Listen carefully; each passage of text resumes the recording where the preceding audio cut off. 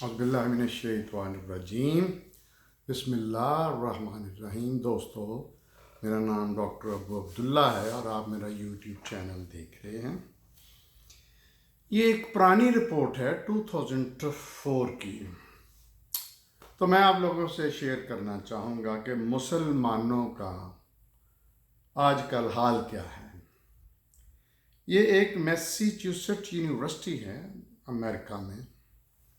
इसका एक जर्नल है टेक्नोलॉजी ऑफ रिव्यू। ये बेसिकली टेक्नोलॉजी के ऊपर ये यूनिवर्सिटी है और इसमें हमारे पाकिस्तान से भी कई लोगों ने इससे तालीम हासिल की है, डॉक्टरेट की है।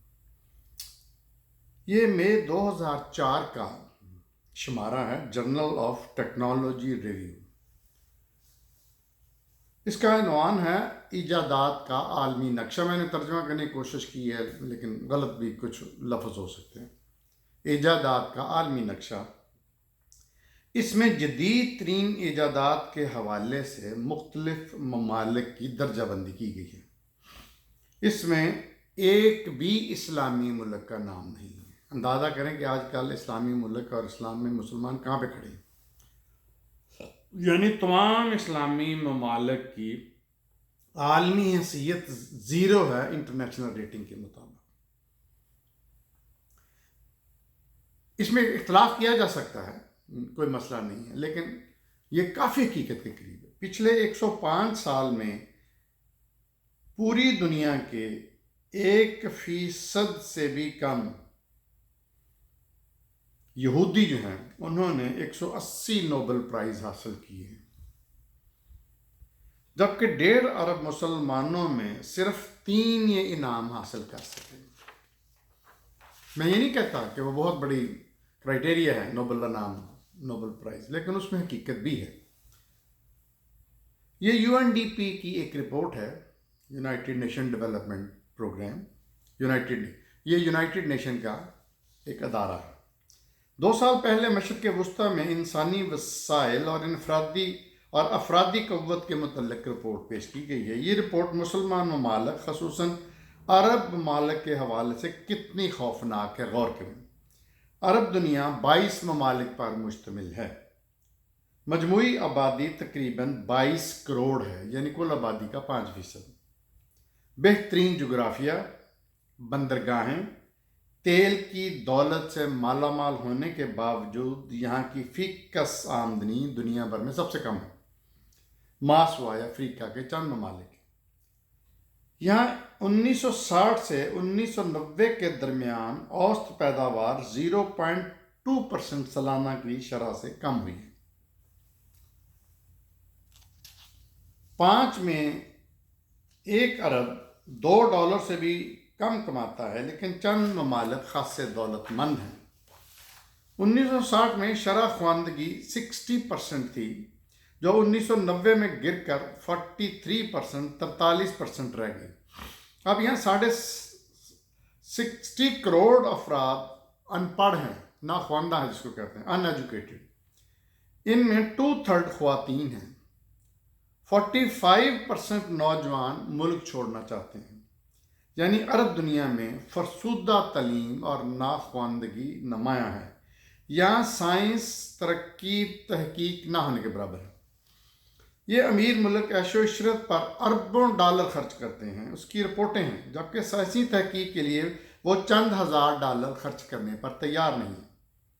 पूरी अरब दुनिया में नए उलूम व फ़नून पर नई और जदीद तहरीरों का शदीद फुकदान यानी कमी है।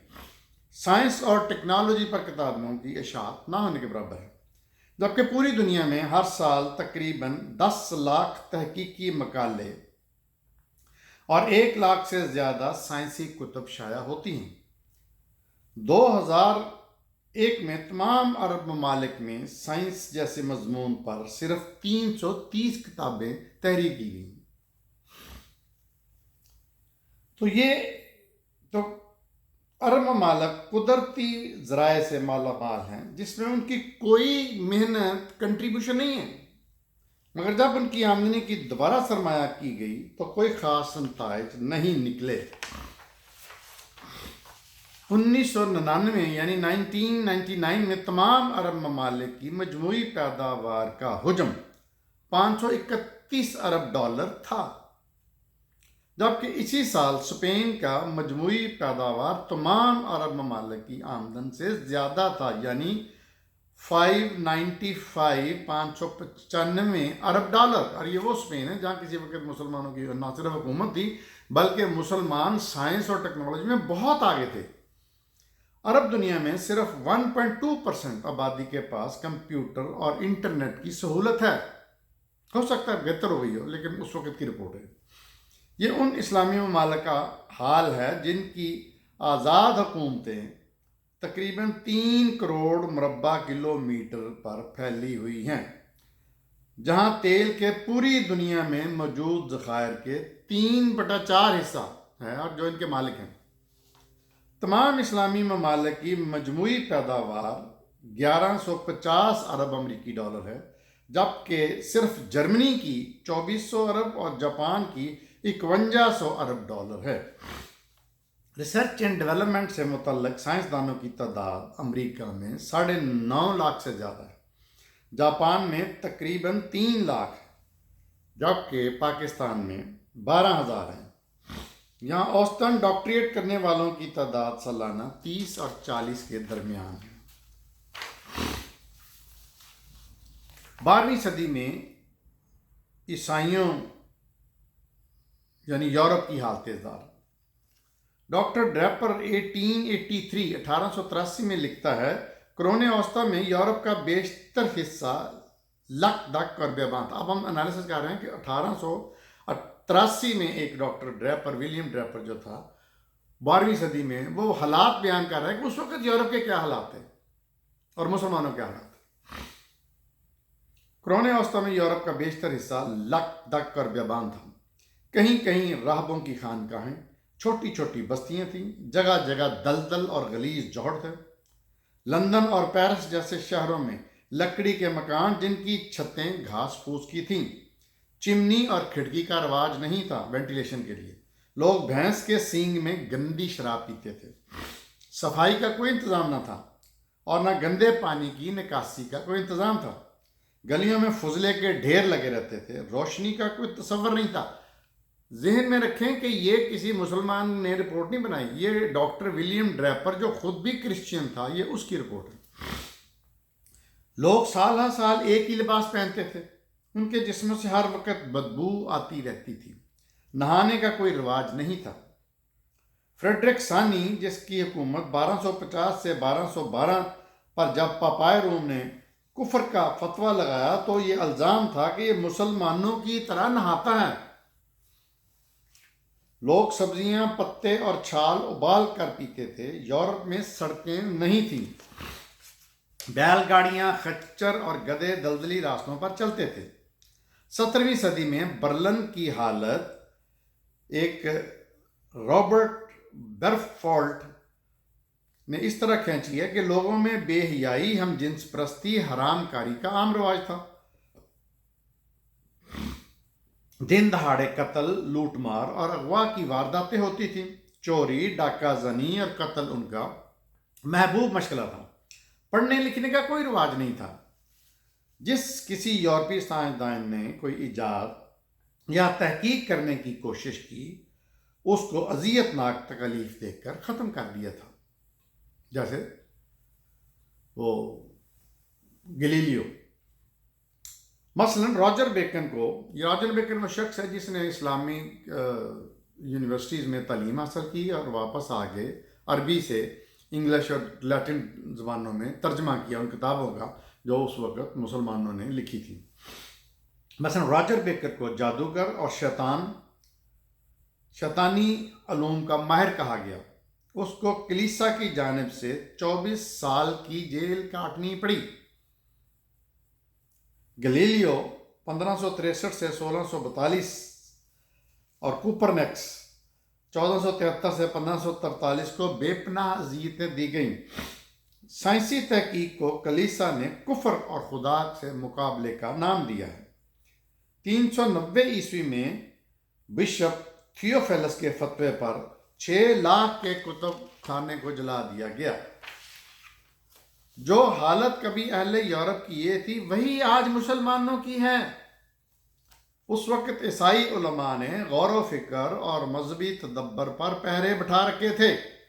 बकौल डॉक्टर ड्रेपर, मसीहत की तारीख में सबसे बुरा या नामुबारक दिन वो था जब उसने अपने आप को साइंस से अलहदा किया। साइंसदानों पर जुल्म के पहाड़ तोड़े गए। मसलन आर्जिब को 231 में सिकंदरिया से जलावतन कर दिया गया। 616 में सेंट साइरल बिशप सिकंदरिया ने बिपैशा को अजियतनाक मौत दी। बेतलमस के जमा शुदा कुतुब खाने को जला दिया गया। एन उस वक्त अरब से एक कौम उठी जिसने 90 साल में समरकंद से साहिल अतलस, बहरा अस्वद से मुल्तान तक और फ्रांस के वस्त तक छा गई। इस कौम ने इल्म फ़न के बड़े बड़े मरकज़ कायम किए। चुनाचे नहरें, बागात, अमारात, जामियात, रसदगाहें, शफाखाने, दारुल कुतुब, दारुल उलूम, सड़कें और रास्ते तमीर किए। दुनिया भर के उलमा फजला को अपने दरबारों में जमा किया बगैर किसी मजहब तसब के, प्रेजुडिस के। यहूदी आलम खसूसन रात को रोशनियों का इंतज़ाम किया, पुल तालाब बनवाए, यूरोप की नीम बरहना जंगली आबादी को लिबास दिया। मुर्रख सियाह उस वक्त एक इस्लामी शहर का नक्शा खींचता है कि रत्ना में 5 लाख की आबादी थी। उसमें 1,13,000 मकानात थे और 7,000 लाइब्रेरियाँ थीं। शीशा साजी, चमड़ा साजी के कारखाने थे। सिसली का दारुल खिलाफा पालरमो मुसलमानों के हद में खूबसूरत शहर था। कुशादा बाजार, पुख्ता सड़कें, बागात, फवारे, अलगर्ज इस्लामी असरात ने पूरे यूरोप को सिरे से ही बदल दिया है। अब यूरोप में हम बात करेंगे निशात सानिया यानी renaissance of Europe. Renaissance of Europe. अब वही यूरोप जिसका इतना बुरा हाल था उसकी निशात सानिया कैसी हुई? ये अरसा 1400 से 1500 तक फैला हुआ है। इसका आगाज़ ऐसे हुआ कि इटली, जर्मनी, फ्रांस, बरतानिया के स्कॉलर्स ने 12वीं सदी में अरबी ज़बान सीख कर उन किताबों को यूरोप की ज़बानों यानी लैटिन, इब्रानी, फ्रेंच और इंग्लिश में मुंतकिल किया।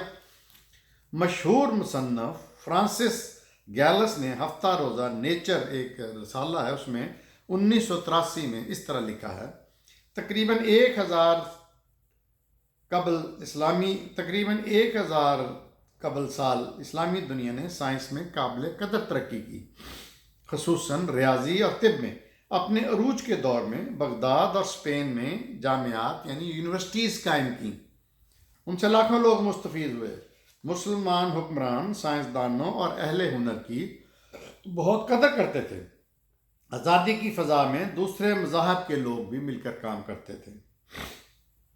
यूरोप, मुसलमान स्पेन में 800 साल, फ्रांस में 200 साल और सिसली में 263 साल, इटली में 150 साल 150 ईयर्स हुक्मरानी की। यूरोप की निशात सानिया का अरसा 1400 से 1500 तक फैला हुआ है। एक बुक है universal history of world, 6th volume by Stanley Lane Poole. इसने गोल्डन एज के बाब में खुले दिल से इस बात का एतराफ़ किया है। मार्टिन लूथर, जिसको रिफॉर्मेशन का बानी कहा जाता है, वो इस्लामी कुतब और तहजीब व तमद्दन से इस कदर मुतासर था कि मुतअस्सब ईसाई उस पर खुफिया तौर पर मुसलमान होने का इल्ज़ाम लगाते थे, यानी उसको खुफिया तौर पर मुसलमान समझते थे। ये मार्टिन लूथर, इसने एक मजहबी फ़िरका भी ईसाइयों का इजाद किया। इस किताब के 3रे वॉल्यूम में डॉक्टर बी स्टीवेंसन लिखता है कि मशरकी इस्लामी उलूम, उनके आर्ट और साइंसी उलूम, उनका तर्ज हुकूमत, मुआशरत, उनकी आला किस्म की घरेलू और दूसरी इंडस्ट्री में यूरोप के लोगों पर गहरा असर डाला। दर हकीकत इस्लाम ही वो वह दीन है, मजहब नहीं दीन, जो इंसान को कायनात के सरबस्ता राज मालूम करने की दावत देता है, ताकि उसके मानने वाले महज नाम के मुसलमान ना हों, बल्कि बुनियादी मकसद हकीकी और बाअमल कामयाब मुसलमान के नमूने की तैयारी हो।